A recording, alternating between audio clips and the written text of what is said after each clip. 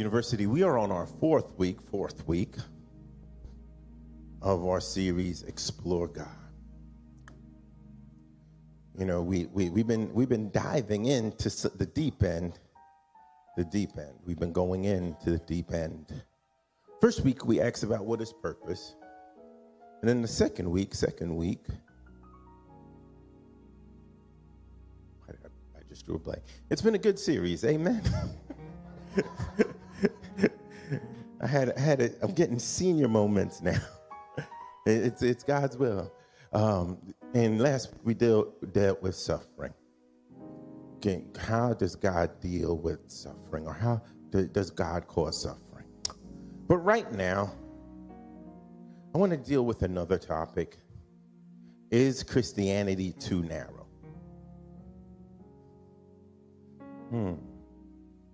Is Christianity too narrow? Brother Eric read this verse. I want to read it for you. It's found in the book of Matthew, 7th chapter, 13th to 14th verse. And it says, "Enter by the narrow gate." This is Jesus speaking. "For the gate is wide and the way is easy that leads to destruction, and those who enter by it are many. For the gate is narrow and the way is hard that leads to life, and those who find it are few." You know, as we deal with the idea and the topic of Christianity being too narrow, I realize many of us are looking at it through a very biased lens. We have an American lens on Christianity for its good or its bad. We see it in our political spaces. We see it in our social commentary. We see culture warriors misappropriating the word Christianity to find their own agenda. I had to say it that we have a bad rap in this country. If you ask many people that are younger than me, they will say, you say Christianity, it is a turn off to them. They've heard bigoted words and sexist words and things that have described them in negative ways coming from people that should have been Christian leaders. I'm always deeply and pragmatically bothered by our current tempo of what is Christianity in America. But right now, today, I want to spend some time and talk to you about what our faith is, and then what our faith is, and why it is not too narrow, but just right. It's not too narrow, it's just right. The reality is that we as Christians sit in a weird milieu because it describes many things for us. It describes our faith, our habit, our belonging, our community, and how do we apply that to the world? I will parenthetically insert at this point that we serve a just God, a God that cares for those that are downtrodden, beaten, and need justice in the world. Any church that does not deal with justice is not dealing with God. Because when you don't deal with the justice for the least, the lost, and the lonely, you ignore the entirety of Jesus' ministry on earth. Because he didn't go to the palace and sit up there and give great soliloquies. He went out into Nazareth in Galilee, and he met the tax collector and the cheater and the harlot. He met all of those that were broken and those that were ignored. And what I do know is that my faith requires me to stand for justice for someone, somewhere, at some time. My faith is not a faith that is a lottery. I mean, we don't come to church until you play Powerball. Y'all know what I'm talking about. Give $1, God's bless you with 50. I got some napkins that I dipped in holy oil from Jerusalem, and I'm going to sell them to you so that you can be blessed for the next 10 years. No, we don't do that. That's voodoo. That's mysticism. That's not our faith.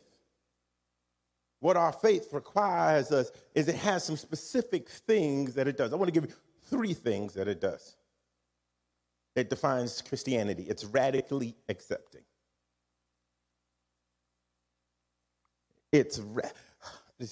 Preacher, what do you mean by it's radically accepting? You have to understand the milieu that Jesus stepped into. Jesus was born a Jew. He was supposed to be the Messiah of the Jews. He was supposed to come and save the world and give them the kingdom.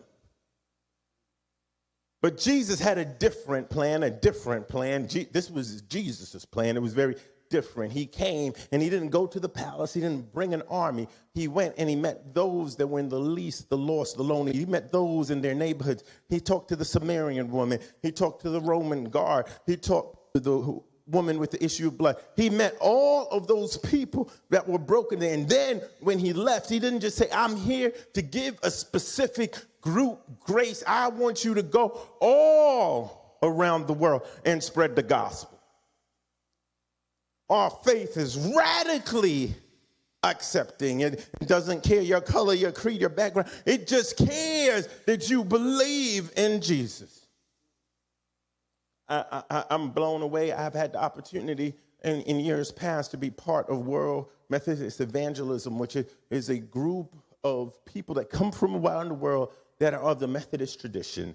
And Brother Eric, it is a blessing to my soul before COVID when I was going, because I would meet people from South Africa that were Christians, and then from the Czech Republic, and then from the Philippines, and then from the Pacific Islands, and all in South America, and all around the world. And we all had the same faith. But service was confusing for most of us. They sang songs I didn't know. They said prayers in languages I didn't understand. They had a different energy and a different vibe. But what I did understand in this moment was that we all believed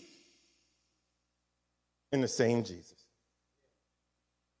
It didn't matter what we said, our language, it didn't matter who we were. We were radically accepting. That's why I have to push back against the current trend in America, where if somebody wants you to attend their church, you have to act a certain way, dress a certain way, speak a certain way, stand a certain way, say a certain verse. Well, you can go there because that sounds like hell, because the devil wants everybody to follow him. But the kingdom of heaven is light skin and dark skin, tall, short, different ethnicity. So I want to go to a place where I am radically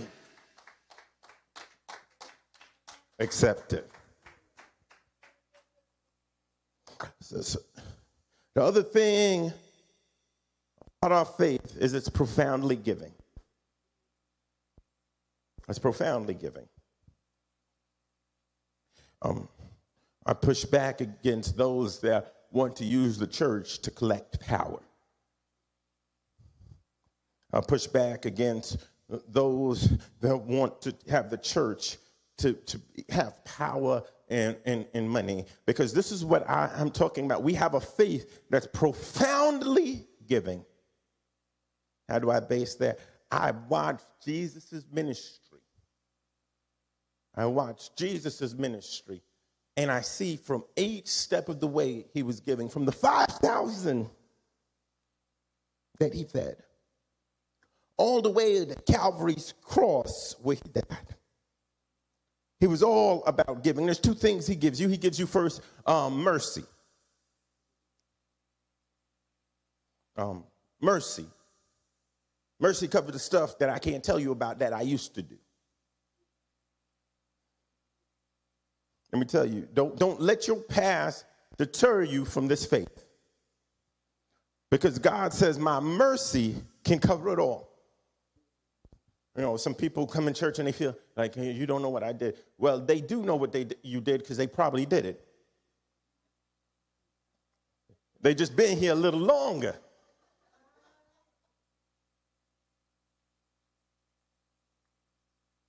That mercy covers you for what you've done in the past. Second is that grace. I don't know about you. I've been alive for 47 years, and I've never lived a perfect day. I've messed up at some point. Howard, some days I mess up a lot. I know. I know. I've hung out with you before.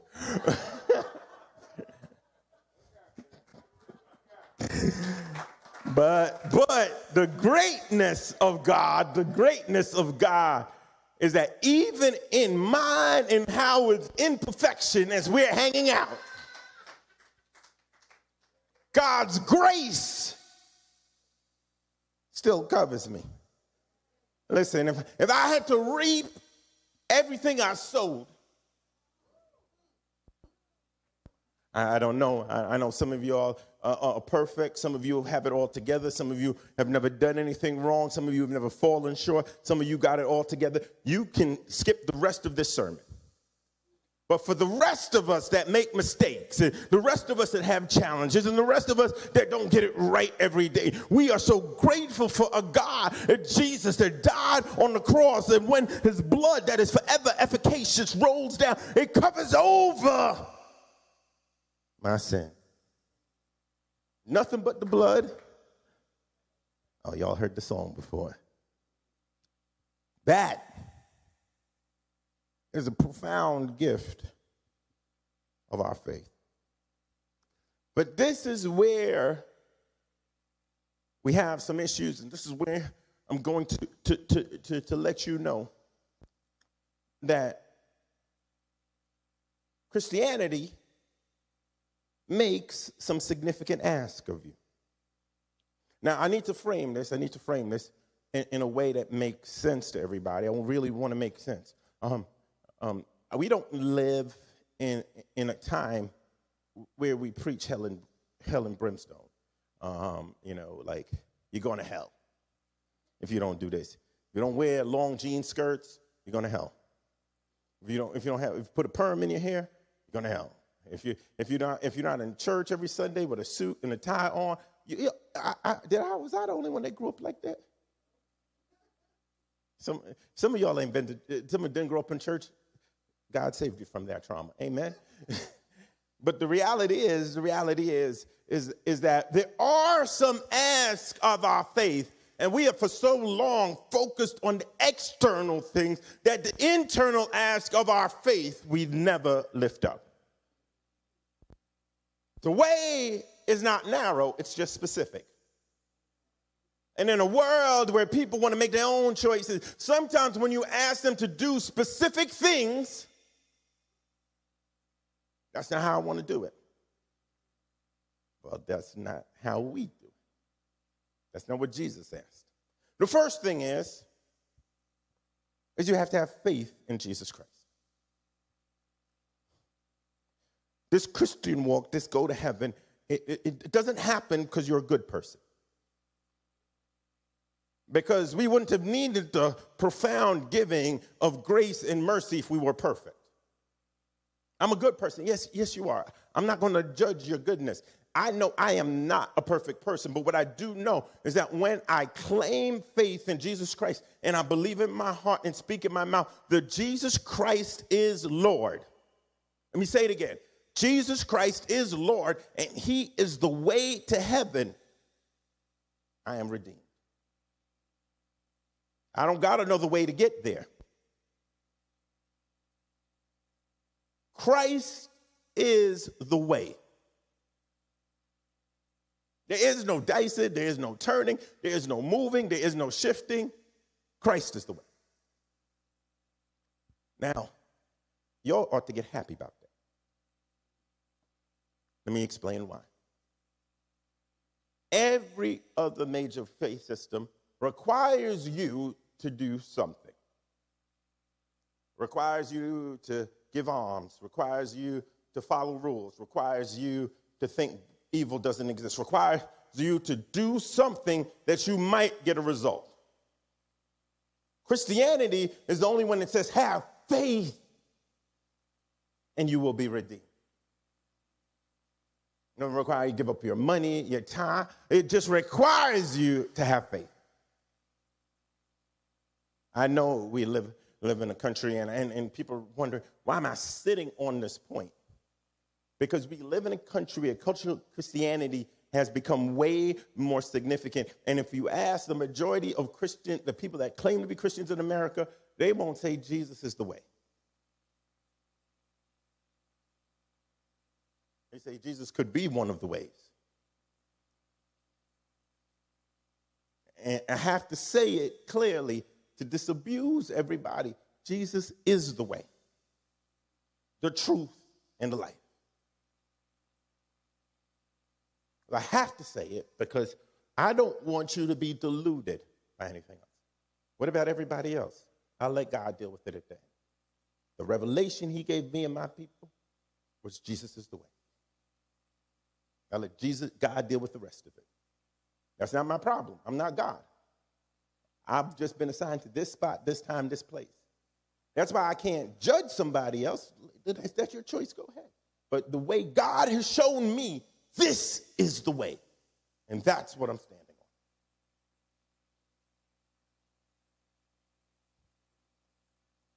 The next thing is God is not just asking you to have faith, he's asking you to be a disciple. This is the part that messes people up, Jermaine. It messes people up because now you got to move beyond a good YouTube sermon or a good hour. Well, we're going to be done in an hour and a half. Good hour and a half Sunday sermon. Now I actually got to live this thing out. I actually have to go and live it in my life. And there's a few things you have to do when you are a disciple. First of all, you have to act Christ-like.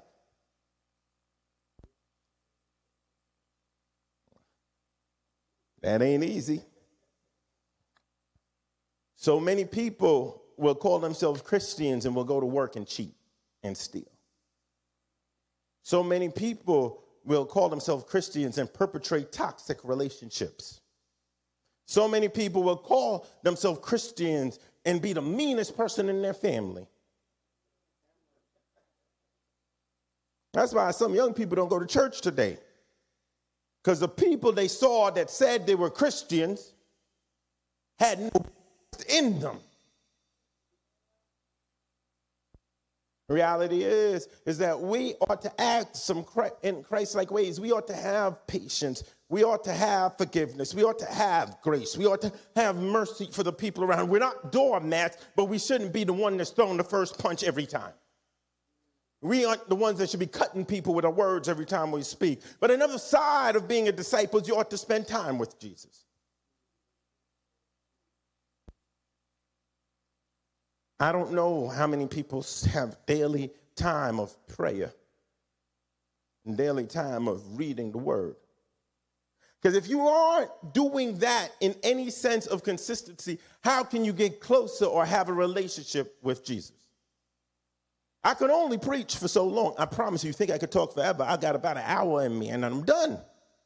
You have 187 other hours in the week. How are you feeding your soul? We are people of the book. You need to be reading your word, spending time, digging deep, because God has called you to be a disciple, not just a Sunday attender.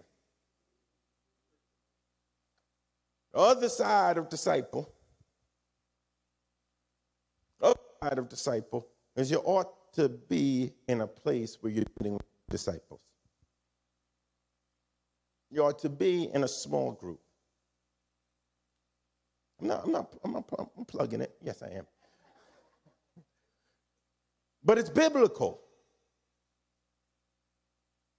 I can't do this walk by myself. I have a frail human frame. But I will tell you this, I have prayer partners and people that I'm walking with so that when things happen, they could pray for me. I don't have to call somebody and talk to them and see what they think. I could call somebody and say, pray for me. And I know the brother's going to pray for me. You ought to be in some sort of group that you're walking in Christ together, because the reality is many of us are going to go home today and we are the only Christians in our family.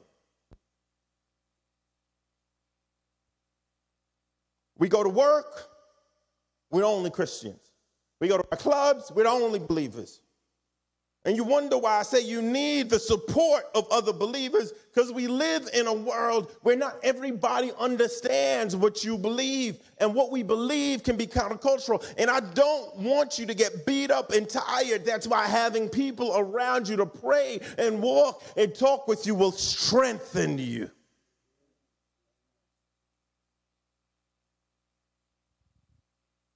I can't stress it enough. I need you to lose the white knuckle holding tight to the edge. I need you to lose the pull yourself up by the bootstraps mentality. It's not healthy, and that's not what God designed us for. Brother Eric, one thing that stuns me in my Bible studies, as I read my Bible after the book of Acts, almost every book deals with believers that are coming together as a Christian community. There's a reason they call the church the bride of Christ. It's not because it's perfect, because if you're married, your husband's not perfect, your wife's not perfect. I said husband first. But they care deeply for each other, and that is why he says it's the bride of Christ. And the church is not perfect, but it cares. The next thing that our faith asks us to serve. Now, I got to give you a few things. I'm willing to serve in the kingdom of God. Now,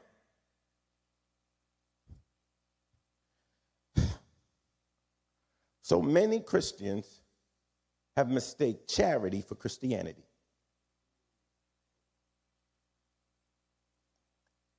Going and giving out Thanksgiving turkeys and Christmas presents, it's needed. It has to be done. It's good. But that's caring for the world. That's not Christian service. How are you serving your brothers and sisters in your community of faith? How are you using your gifts and your standing to do it? Here is the reality. When I serve in the kingdom, it's not on my terms.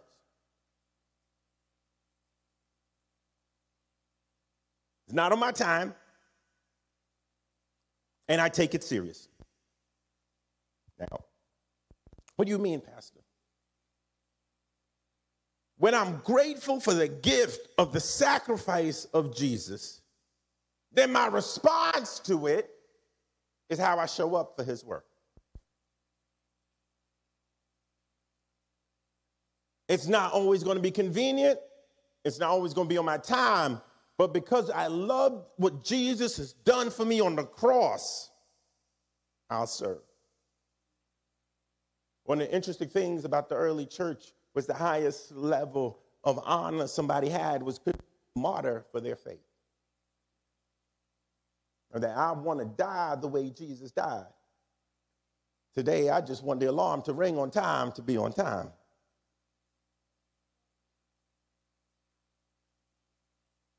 Well, how deeply do we take it? My wife will tell you when I first came back to Jesus Christ, I was sold out. 27 years old, I was sold out. They opened the church building. I was there every day. You'd have thought I was a pastor. Well, I was practicing. But I had been through so much hell in my 20s. I'd been through so much pain that I knew that I was grateful for God getting me out of my pain, that I wanted to be there to serve him because of the pain that his redemption had gotten me out of. My life wasn't perfect. My finances weren't perfect. Everything wasn't perfect. But I was so just grateful that God had done something for me. The last thing. Two more things, and I'm done. I got to sacrifice my stuff. I'm willing to sacrifice my earthly resources. I'm willing to sacrifice my earthly time. Many of us have to understand that the basis of our faith is the sacrifice that Jesus made on the cross. It's interesting, one of the stories that Jesus tells is of the rich young ruler. The rich young ruler comes to Jesus, and says, how can I follow you? And he says, well, you got to give up all your stuff. And he says, oh, I can't follow you doing that. Anything else, I'll do, but not that. And when you say sacrifice my earthly things, I'm not just talking about your stuff or your money, but is there something on this earth that stops you from serving God? It could be a relationship. It could be a habit. It could be a desire. It could be something that stops you from serving. And God is saying, like the rich young ruler, will I sacrifice? Christianity isn't narrow. But like that gate, it has some specific requirements. It has some specific requirements. It doesn't ask you to get them perfect, but it asks you to start moving in that direction. And the last thing is God needs your worship. God said, I wanted to give man free will so they can worship me out of his free will. Not because I told him, not because he's an automaton, not because I made him a robot, but his worship comes from his heart and his mouth. That's why your worship is so critical. That is part of what it is to be a believer. You know, that's why when people swear, they're like, I don't need to worship, I don't need to be in service, I don't need to show up for the sermon. No. God needs you to worship.